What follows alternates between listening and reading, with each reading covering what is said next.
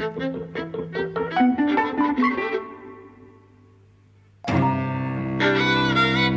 and welcome to Eavesdropping at the Movies. I'm Mike. And I'm José. And today we're looking at Beast, which we had to see in 4DX, which we've seen a couple of films in before. You are not a fan of. I hate it. And the reason we had to see it now is it's the only thing that Cineworld was offering, and we couldn't understand why. I asked a member of staff there, she didn't know why. Yeah. But we had to see it in 4DX, which you were willing to, it then became the only way to see it, conveniently. It's man versus beast. So Idris Elba is American in this film. His two daughters have a South African mum, and they go to the place where she comes from. She is no longer in the picture, and that forms part of the drama and the kind of disconnect between him and his daughters. They meet an old friend, played by Sharlto Copley, who is South African. You know him from District 9. He runs or looks after, or he works on a game reserve. And so they go on a little private safari. Lovely. And of course, what happens is things start to go wrong. There is a very vicious lion around the place, whose entire pride has been killed by poachers, and this lion is out for revenge on humans, no matter who they are or what they look like, or because you can't tell the difference between a friendly human and a poacher.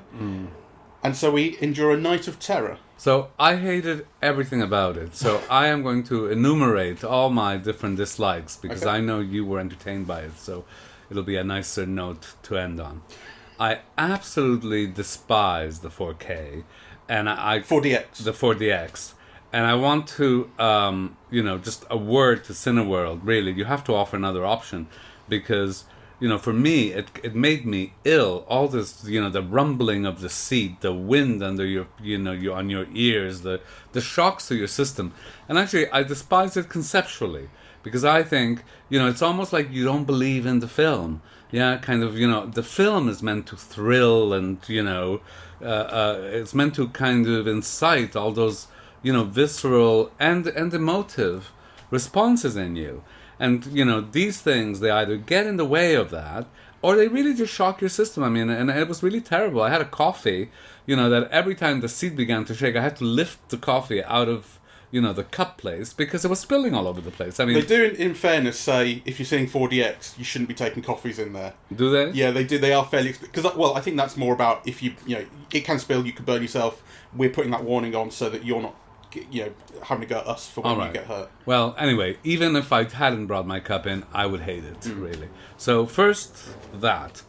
Then, the kind of the concept itself for me is so badly worked through. Because I think at one point you were saying, is this like a mutant lion? Does it have some knowledge or understanding or power? No, but actually I thought there was something. Yeah. It's because of the point, this is a minor spoiler, but we're talking about the film. It's the point where they tranquilize it, and then the tranquilizer does nothing. So you're like superhuman lion, or super lion lion. Exactly. Yeah. Or when the Copley character says, I'm the bait. Yeah, it's almost like, this lion has a kind of understanding or, that is beyond other lions, right? So I think all of that is kind of badly worked through because it turns out he's just a lion, right? Who's kind of, getting revenge on those who killed his pride, right? So I hated that. Well, to be fair, revenge is also quite an advanced concept for an animal, but the point is the film doesn't end up answering any of the questions. It's just, this is some special lion. That's right. Yeah. I hated the conceptualization of the relationship between Idris Elba and his daughters, right? I thought they were the most irritating kids in movies this year. It's almost like the father says, don't leave the car. What happens? The girl leaves the car. What happens when the girl leaves the car? The lion comes. It's like every predictable cliche, right? I thought that was just terrible. I hated the cinematography. This is one of those instances where you think people are not paying enough attention to how black-skinned photographs. Like, there were some of those scenes with the Idris Elba character in the dark, where his whole face just kind of faded into the darkness.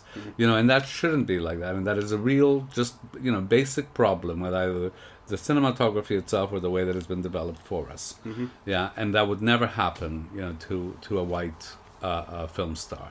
So I had, a real problem with that.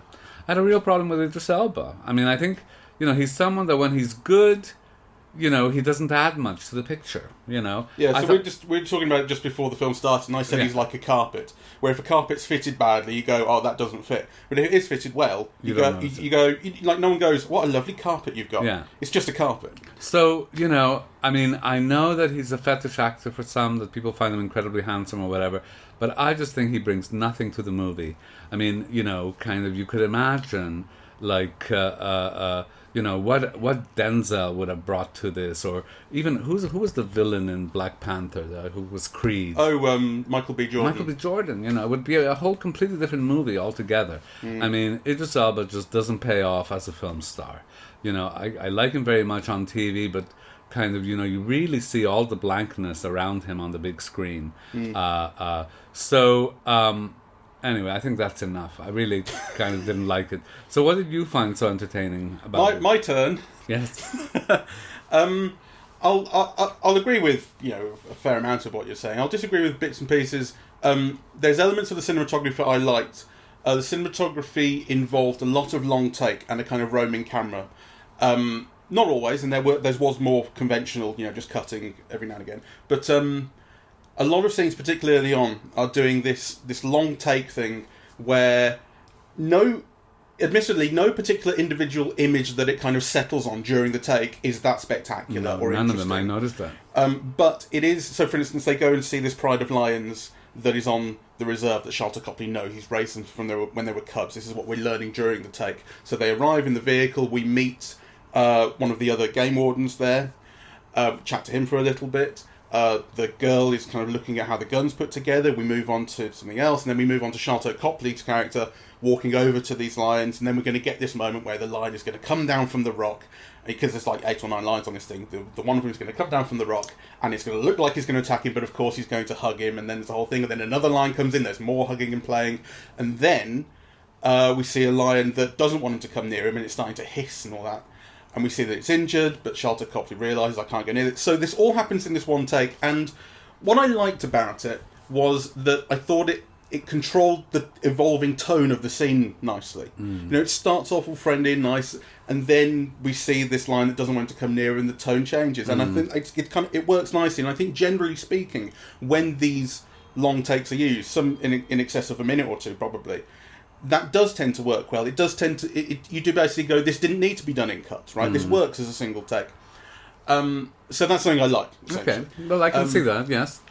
I think you're right about, not seeing characters in the dark when they are dark-skinned, and that's an issue that the film has from time to time. The use of CGI, I thought, was fairly good. I mean, essentially, we're fighting the CGI lion all night long, yes. And particularly using CGI in night scenes and dark scenes helps CGI, because you essentially notice mistakes less, right? So when you get into broad daylight, it tends to look worse. Although when you do get into broad daylight and you see the line, I still think it looks very good. The thing, I was entertained the whole way through, but that doesn't make it a good film. So the relationship between the dad and his daughters, I mean, the thing I would disagree with you about there is that it's a kind of point you would make, where if I said, these girls keep getting out the car, you'd go, well, yeah, but if they don't, there's no film. Like, if everyone acts like perfectly safely, there's just no film. No, but these were like constantly irritating. I mean, if that happened once, fair enough, right? But I mean, they were very badly written, these characters. Like, so they were angry at the father because of what they perceived to be his treatment of the mother as she died, right? And they're not giving him any slack, fair enough, And of course, the whole film is about healing that. But really, do you have to kind of, be bitten by a lion in order to solve an emotional problem? Right, well, yeah, so the conflict between the dad and the daughters is, he wasn't there for the last year of the mother's life. When she had cancer, she knew she was dying, they knew she was dying, and he says, we'd separated already, and so there's clearly, there seems to be kind of reasonable points on both sides sort of thing. But this is a rift between the two, particularly between the dad and his older daughter, that needs to be healed. And you go, that's fine, but it is setting that kind of stuff up extremely mechanically. You see all the pieces being put into place early on for how they're going to kind of pay off later on. And in fact, they almost didn't pay off in the ways that were kind of as predictable as I thought they'd be. Like, I thought it would be much more kind of down the line as like the dad learns to look after his daughters better, or learns to... And actually, it doesn't really address any of that. All that happens is through the night, he gets away with keeping his daughter safe. Well, yes, but he sacrifices his life for it. Yeah, well, exactly. He intends to. But the thing about, any kind of drama between him and his daughter about the mum is completely unresolved. They go at the end. They go to the tree that the mom had photographed. Right. Yeah. So it's not doing that basically. I mean, I think it's a disaster. I thought it was one of the worst films I've seen all year. It's extremely short. It's how long? Oh, there's some angry people outside. It's extremely short, 93 minutes, which is it's the right length for this kind of film because it is in and out, and it's just a night of terror with a lion. Then the next morning, yeah, now we're going to survive it. And the pace I think is good. I mean, essentially, you have to ask yourself, what am I asking to get out of this film, right?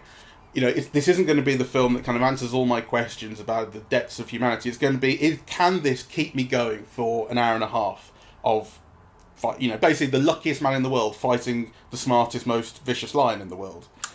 And it worked for me. Okay, unironically, I was enjoying it. What Chris Rock says, you low expectation motherfucker. I did have low expectation. That is a huge part of it. I went into this, I didn't know anything about it, or very little. The only thing I knew was that Idris Elba's real-life daughter had auditioned for the part of one of the daughters in this and didn't get it because the chemistry wasn't right, and then didn't speak to him for 3 weeks. I'd heard that. So I thought, right, there's a dad-daughter relationship going on here. Didn't know anything else. I had low expectations because of Idris Elba, largely.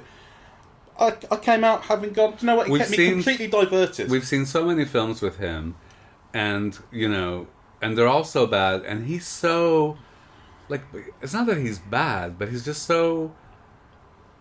bland. He lacks it. Whatever it is that movie stars have that keep you wanting to look and that express something, he lacks it, really, At least on a big screen. So he's just like a dead weight around the whole center of the film. But I also thought that the film it didn't look very good. Kind of you said you like the long shots and whatever, but actually kind of there wasn't anything kind of worth looking at, in the shot itself. I said that too. I know. Okay. I'm just underlining. Oh, right, okay. So, and then I also thought that the way it scared you, or the way that it created suspense and so on, was very unimaginative. Yes, it was, yeah. So, and actually, that is what you require of a film like this. That at least it have, some scares or some surprises, or, kind of that bit with the snake, where he threw the snake and then, the lion jumped. That got a laugh, right? I mean, and I thought that was maybe the only bit of imagination there was the lion's response to that. Yeah, I think there should have been a lot more of that kind of thing. I would have liked it to have been more imaginative, but that doesn't mean that using unimaginative ways of generating tensions and kind of developing those scenes isn't effective. And I thought it was reasonably effective, but predictable. So it hangs a lampshade on kind of Jurassic Park right at the start of the film. The daughter's wearing a Jurassic Park shirt, and so it's completely sort of pointing out 5 minutes into the film, this is going to be about, we're on safari with dinosaurs, right, in Jurassic Park, and here we're on safari with a lion that's going to be giving us grief and so on. And then as the film kind of develops, you get points where it feels like it's excusing its own references to Jurassic Park by doing that. So, when the car's on the cliff and it's hanging off, and that's quite Jurassic Park. And when the dad is in the lake and he's hiding under the sort of broken tree branch, and the lion's on top of him, which is the raptor scene from the kitchen in Jurassic Park, right? So it's kind of it. Not only is it unimaginative, but it is giving itself an excuse to be unimaginative by going, hey, we've put Jurassic Park in this, we know the reference that we're making. Let me tell you, I mean, I don't think much of Jurassic Park, but actually comparing this to Jurassic Park comes across as a brilliant work of astonishing genius, right? Yeah.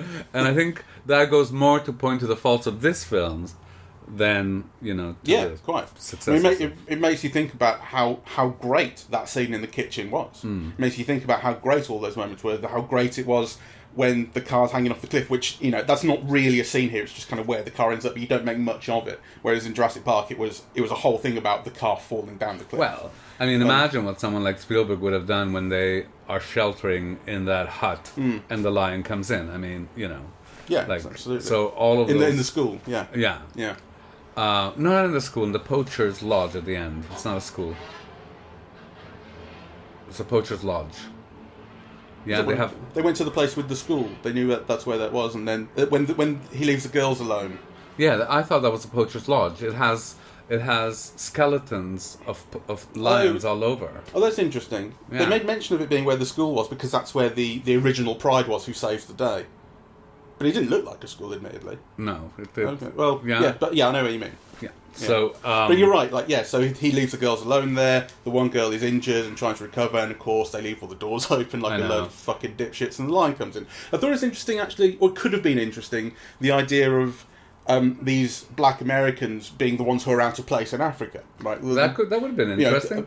Also, to have given the girls more agency and imagination in defending themselves and you know, outwitting the lion, like. You know, it had a potential there to do all kinds of interesting things that this film is just too unimaginative to conceive of. Yeah, the one bit of agency and imagination the girls get at all, I think, is when the younger daughter stabs the lion with the dart because they're trying to shoot it and they can't get the gun, and the dad's under the car and she's like, I'm going to just go for this. And, which is a lovely moment. I liked it. And you go, yes, the girl she's fighting. So she's stopped whining. But so like the fact that I liked it does not make it a good film. I had a good time, and I think it is reasonably entertaining.